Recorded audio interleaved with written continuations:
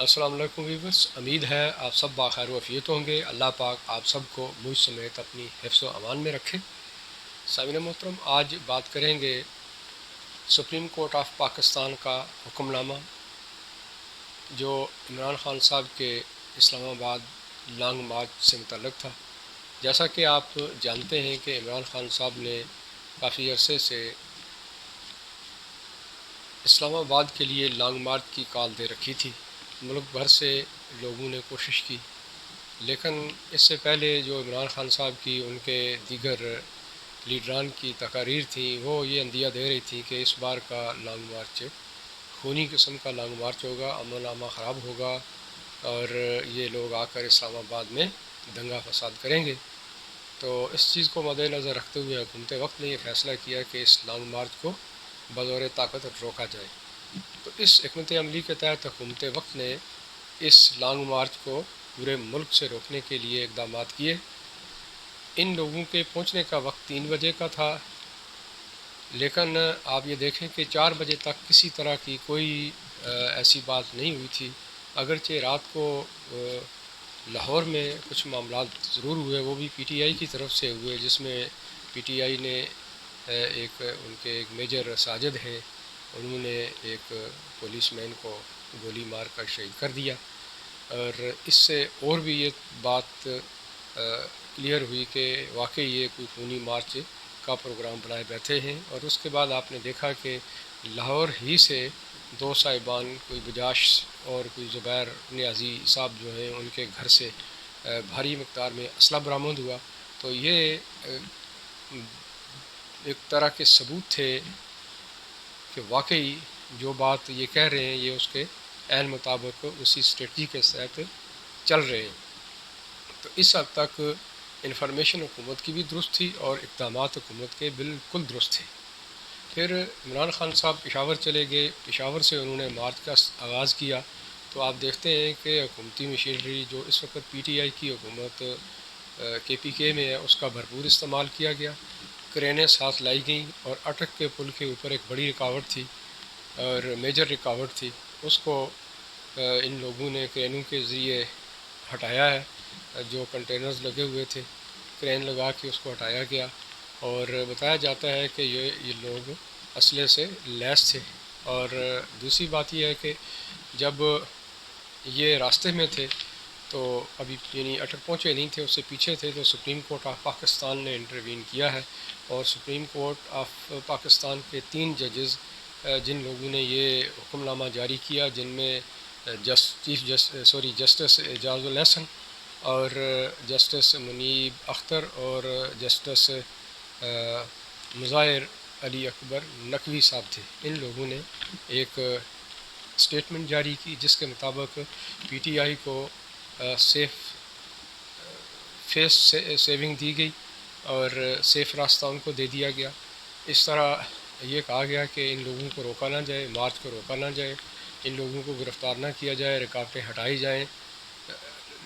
لہٰذا اس کے اوپر حکومت وقت کے ہاتھ پاؤں بند گئے اور عمران خان صاحب اور ان کے لوگ اسلام آباد کی طرف روانہ ہو گئے۔ اور اسی حکم میں یہ بھی یہ کہا گیا تھا کہ یہ لوگ H9 سیکٹر میں جلسہ کریں گے، ڈی چوک میں یہ نہیں جائیں گے، ان کو ایک وینیو دے دیا گیا۔ لیکن عمران خان صاحب نے جب یہ خبر سنی تو انہوں نے کہا کہ جی لوگوں سے مخاطب ہوئے، انہوں نے یہ کہا کہ آپ فوراً ڈی چوک پہنچے، یعنی اسی وقت ہی انہوں نے حکم عدولی اس فیصلے کی کر دی۔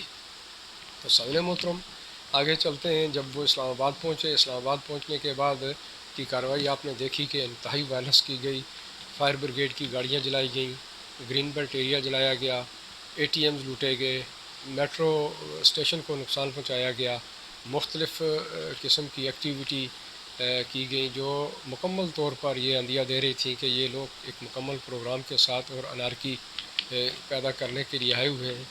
اور اس طرح آپ نے دیکھا کہ ساری رات یہی کچھ چلتا رہا۔ عمران خان صاحب ڈی چوک میں پہنچے اور پھر آپ نے سارے مناظر وہاں پہ ملاحظہ فرمائے۔ اگلے دن اس بات کو یعنی اس وائلنس کو حکومت وقت نے سپریم کورٹ آف پاکستان میں نوٹس کیا، ایک اپلیکیشن دی کہ یہ معاملات ہیں، آپ دیکھیے کہ آپ کے حکم کی خلاف ورزی کی گئی ہے، تو آپ دیکھیں کہ حکم نامہ کیا جاری ہوتا ہے۔ حکم نامہ جاری ہوتا ہے جی کہ سوری، جب یہ بات ہوئی ہے تو انہیں یہ کہا گیا تھا کہ آپ صرف جلسہ کریں گے۔ عمران خان صاحب نے جلسہ کیا اور پھر ڈیمانڈ ان کی اسی طرح تھی، وہی ڈیمانڈ دے کے چلے گئے، اور 6 دن کے بعد مزید آنے کا انہوں نے کہا کہ میں 6 دن کے بعد دوبارہ آؤں گا اگر میری ڈیمانڈ پوری نہ ہوئی، یعنی الیکشن اگر نہیں کروائے جاتے، ڈیٹ نہیں دی جاتی الیکشن کی، وہ بھی جون میں، اور اس کے علاوہ اگر اسمبلی تحلیل نہیں کی جاتی تو میں 6 دن کے بعد پھر اسلام آباد اپنی قوم کو لے کر آؤں گا۔ تو سامعین محترم، ان تمام واقعات کی، ان تمام معاملات کی جب report supreme court of Pakistan کو پیش کی جاتی ہے تو chief justice of Pakistan Umar Ata Bandial نے 5 رکنی بینچ تشکیل دیا، جس میں وہ خود بھی شامل تھے۔ تو سامعین محترم، وہ آرڈرز کیا جاری کرتے ہیں، اور سپریم کورٹ آف پاکستان کو اٹارنی جنرل آف پاکستان جب پوری اسٹیٹمنٹ بتا دیتے ہیں کہ یہ معاملات ہوئے ہیں، اور مدعا ان کا یہ تھا کہ عمران خان صاحب کے خلاف توہین عدالت کا کیس دائر کیا جائے، ان کے خلاف توہین عدالت لگائی جائے، توہین عدالت کی دفعاتیں ان کے اوپر لگائی جائیں۔ تو سامعین محترم، سپریم کورٹ آف پاکستان کے معزز ججز اس کا کیا جواب دیتے ہیں، آپ غور فرمائیے۔ پہلی بات وہ یہ کرتے ہیں کہ اس سوال کے جواب پر کہ عمران خان صاحب کو جب کلیئر انسٹرکشن جاری کر دی گئی تھی، حکم نامہ جاری کر دیا تھا کہ وہ ڈی چوک نہیں جائیں گے، تو chief justice of Pakistan Umar Ata Bandial صاحب یہ کہتے ہیں کہ جی کیا یہ ممکن ہے کہ یہ بھی ممکن ہے کہ عمران خان صاحب کو غلط بتایا گیا ہو، یعنی یہ بھی ممکن ہے کہ عمران خان صاحب کو غلط بتایا گیا ہو۔ سامعین محترم، آپ یہ سوچیے کہ چیف جسٹس آف پاکستان جیسے ایک ہستی سے، ایک معزز عدالت کے سربراہ ہونے کے یا ایک نارمل جج ہونے کے بھی ناطے یہ سٹیٹمنٹ کیا ان کے شایان شان ہے یا ان کو یہ سوٹ کرتی ہے؟ یہ تو کلیئر کٹ ایک پارٹی فیور ہے۔ بھائی اگر ایسا ہی معاملہ تھا تو انہیں یہ کہنا چاہیے تھا کہ اگر ایسا ہے تو پھر اس کی چھان بین کی جائے، وہ کون صاحب تھے جو ذمہ دار تھے جنہیں یہ پورا حکم نامہ جو ہے نا وہ ان تک پہنچانا تھا۔ حالانکہ اس جدید دور میں سب کچھ ممکن ہے اور انہیں صحیح بات پہنچائی گئی۔ اور پھر آپ یہ دیکھیں کہ ڈاکٹر بابر اعوان صاحب وہاں موجود تھے، تو یہ بجائے ڈاکٹر بابر اعوان صاحب سے پوچھنے کے کہ آپ بتائیے کیا ان کو یہ آپ نے حکم جاری کیا تھا، ہمارا حکم انہیں ان تک پہنچایا تھا، اس کے بجائے انہوں نے خود ہی اس کو کور کیا کمال مہارت کے ساتھ۔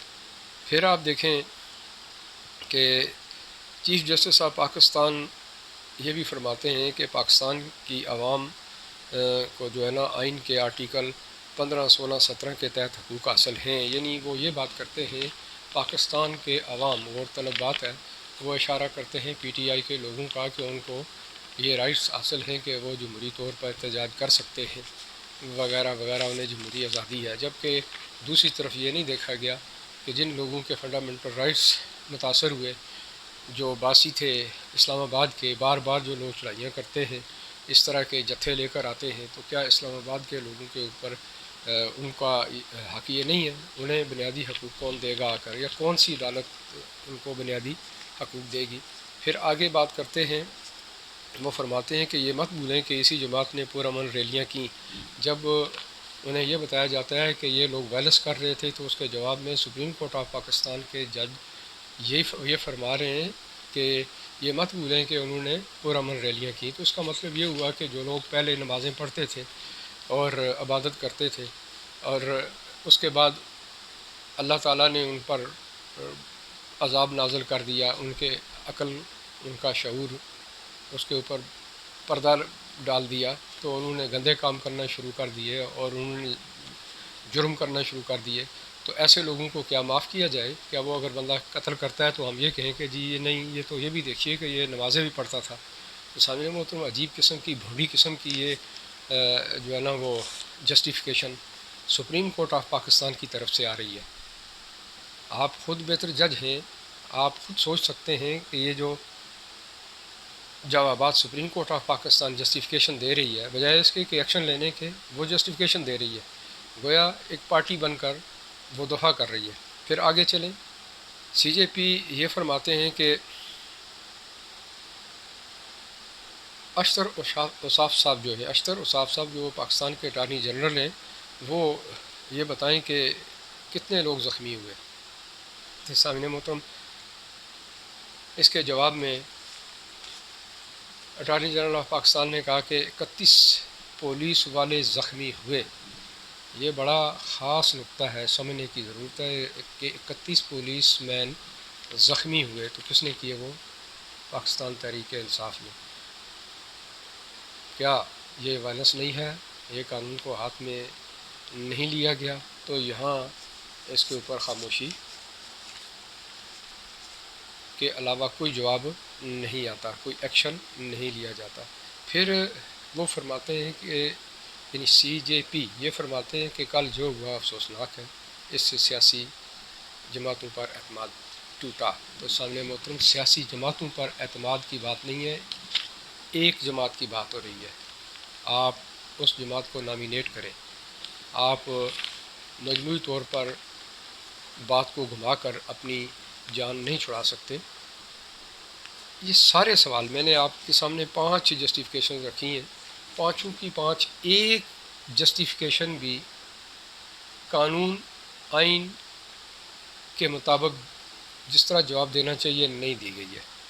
آگے دیکھیں کہ وفاقی حکومت نے عمران خان کے خلاف ڈی چوک میں آنے کا جب ذکر کیا، وفاقی حکومت نے منع کیا اور ان لوگوں نے ڈی چوک میں یہ لوگ گئے اور توہین عدالت اس کے اوپر لگائی جائے، تو انہوں نے گاڑیاں بھی نظر آتش کی، مشینری استعمال کی، فائرنگ کی، بہت ساری دیگر۔ تو اس کے جواب میں یہ کہا گیا کہ جی یہ 5-6 جو جوابات ہیں یہ سامنے رکھے گئے۔ سامعین کرام، بات صرف کہنے کی یہ ہے کہ جس ملک میں اس طرح کی عدالتیں ہوں اور اس طرح کے چیف جسٹس آف پاکستان ہوں تو پھر خیر کی خبر یا انصاف کا سوچنا بھی میرے خیال میں ایک خواب ہی ہے، ایک خیال ہی ہے۔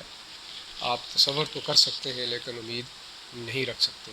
ایک طرف خود سپریم کورٹ آف پاکستان کے ججز یہ فرماتے ہیں کہ لوگ عدالتوں سے تنگ آگے ہیں، ان پر اعتماد نہیں ہے، تو جب اس طرح کے فیصلے آئیں گے تو آپ خود سوچئے کہ پھر ان کے اوپر اعتماد کون کرے گا۔